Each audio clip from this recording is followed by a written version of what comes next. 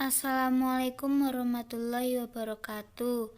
Kami dari kelompok 3 akan memaparkan teori tentang perkembangan peserta didik. Yang pertama, yaitu teori psikodinamika. Teori ini memandang akan pentingnya pengaruh lingkungan, terutama lingkungan yang diterima oleh individu pada awal perkembangannya. Adapun dua ahli yang mengkaji teori ini adalah Sigmund Freud dan Erik Erikson. Dalam menguraikan teorinya, Freud mengembangkan satu penjelasan tentang struktur dasar dari kepribadian. Teorinya menyatakan bahwa kepribadian tersusun dari 3 komponen, ID, ego, dan superego. ID ada sejak lahir dan terdiri dari insting dan dorongan mendasar yang mencari kepuasan langsung, tanpa menghiraukan konsekuensinya. Jika tidak dikendalikan, ID akan menempatkan individu dalam konflik mendalam dengan orang lain dan masyarakat. Unsur kedua dari struktur kepribadian adalah ego, yang merupakan berkembang selama tahun pertama kehidupan. Ego terdiri dari proses mental, daya penalaran, dan pikiran sehat, yang berusaha membantu ID menemukan ekspresi tanpa mengalami masalah. Ego bekerja menurut prinsip realitas. Unsur ketiga dari struktur kepribadian adalah superego, yang berkembang dari puncak kedewasaan, identifikasi dan model orang tua serta dari masyarakat. Superego mewakili nilai-nilai sosial yang tergabung dalam struktur kepribadian dari individu.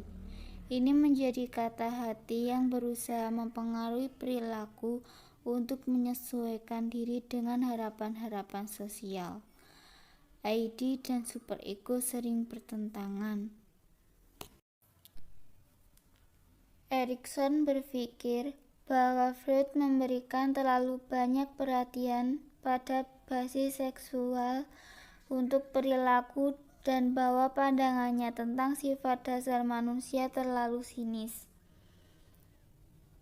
Erikson membagi perkembangan manusia menjadi 8 tahap dan mengatakan bahwa individu memiliki tugas psikososial yang perlu dikuasai selama tiap tahap. 8 tahap itu menurut Erikson adalah kepercayaan, ketidakpercayaan, otonomi, rasa malu dan keraguan, inisiatif, kesalahan, industri, inferioritas, identitas, kebingungan peran, kekariban, isolasi, generativitas, stagnasi, dewasa menengah 40-an dan 50-an, dan integritas keputusasaan.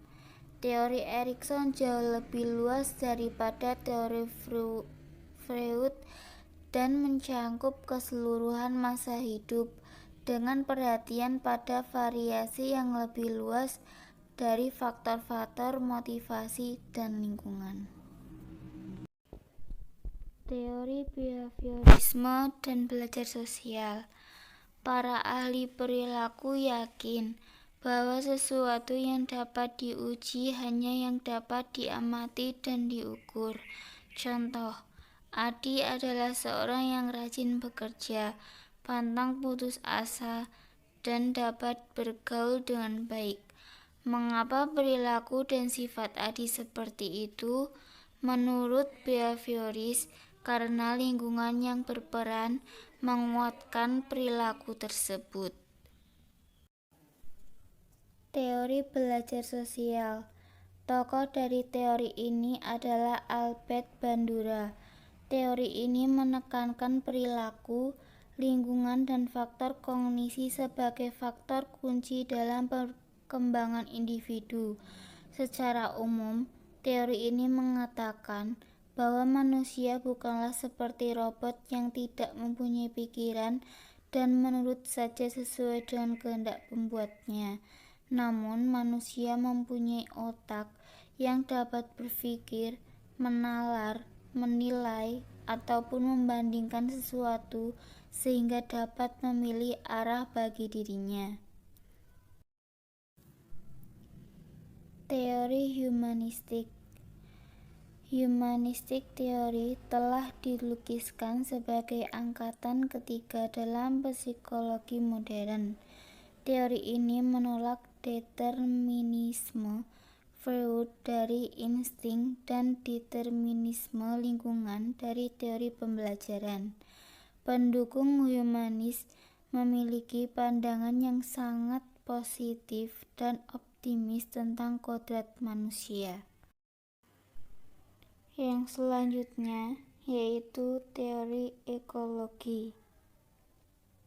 Teori ekologi menjelaskan bahwa manusia tidak berkembang dalam isolasi, namun merupakan rangkaian interaksi di dalam keluarga, sekolah, masyarakat, atau komunitasnya. Setiap lapisan lingkungan selalu bersifat dinamis, mempengaruhi perkembangan individu.